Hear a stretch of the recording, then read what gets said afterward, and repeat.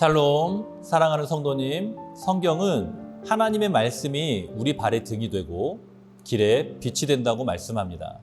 세상은 하나님의 말씀을 거부하고 오히려 부정하고 있습니다. 하지만 성경은 살아있는 하나님의 말씀입니다. 성경을 통해 하나님의 창조와 구원에 대하여 가르쳐 줍니다. 그리고 성경을 통해 하나님의 사람으로 온전하게 되는 것입니다. 그렇기 때문에 하나님의 말씀을 가까이 해야 합니다. 오늘 하루도 하나님의 말씀을 가까이 함으로 승리할 수 있기를 간절히 축복합니다. 말씀을 읽겠습니다.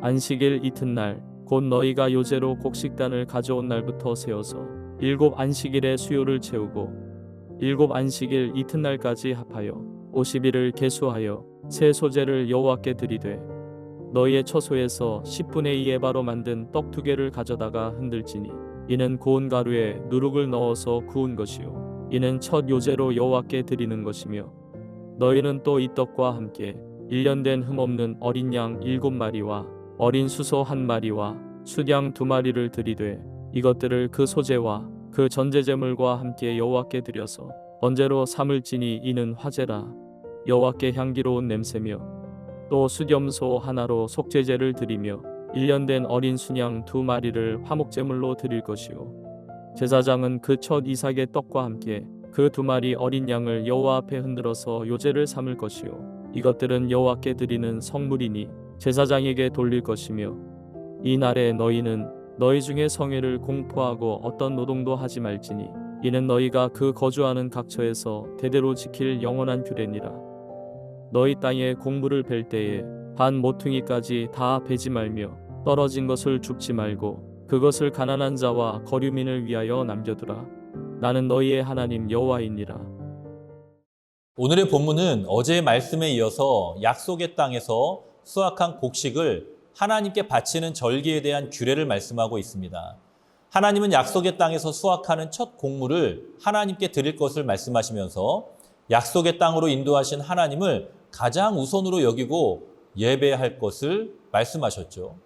오늘의 본문은 첫 곡식을 드린 절기로부터 50일이 지난 때에 지켜야 할 절기에 대한 내용을 기록하고 있습니다. 출애굽기와 민수기, 신명기에는 77절이라는 절기로 불리우며 초실절은 보리의 첫 곡식을 드리는 것이고 77절은 밀의 첫 곡식을 드리는 절기로 지켜지게 되었습니다.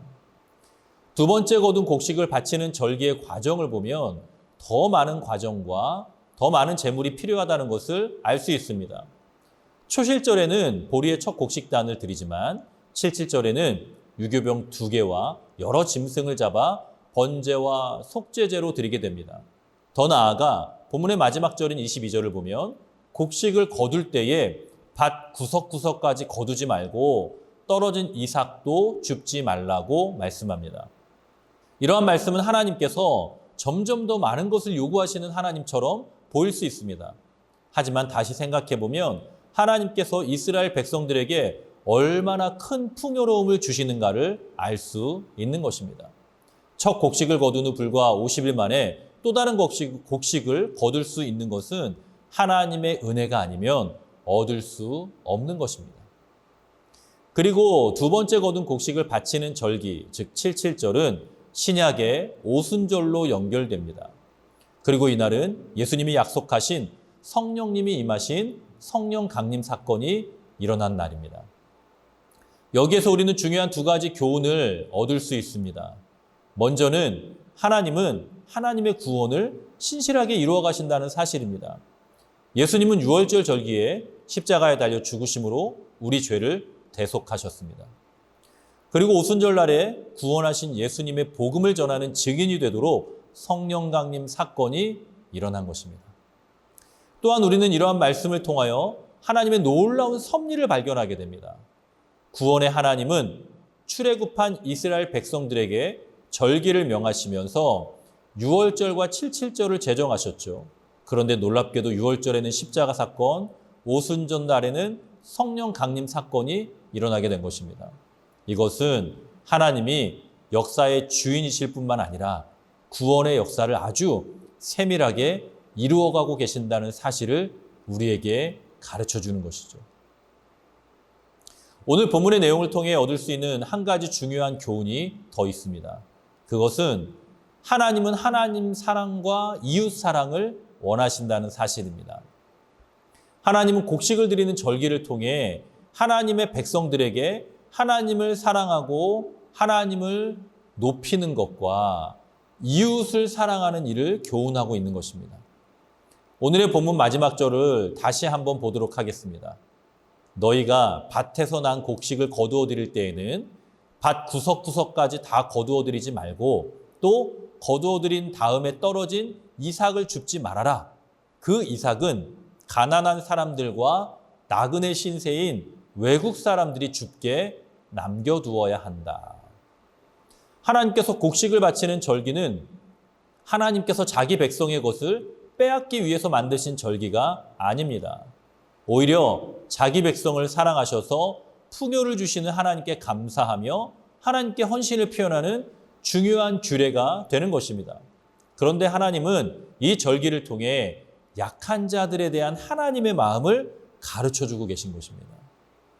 예수님은 율법 중에서 어떤 것이 큰 것이냐는 한 율법사의 질문에 대하여 마태복음 22장 37절 이하에서 첫째는 하나님을 사랑하는 것이고 둘째도 그와 같으니 내 이웃을 사랑하라 라고 말씀하시면서 이 두 계명이 온 율법과 선지자의 강령이다 라고 말씀하셨죠.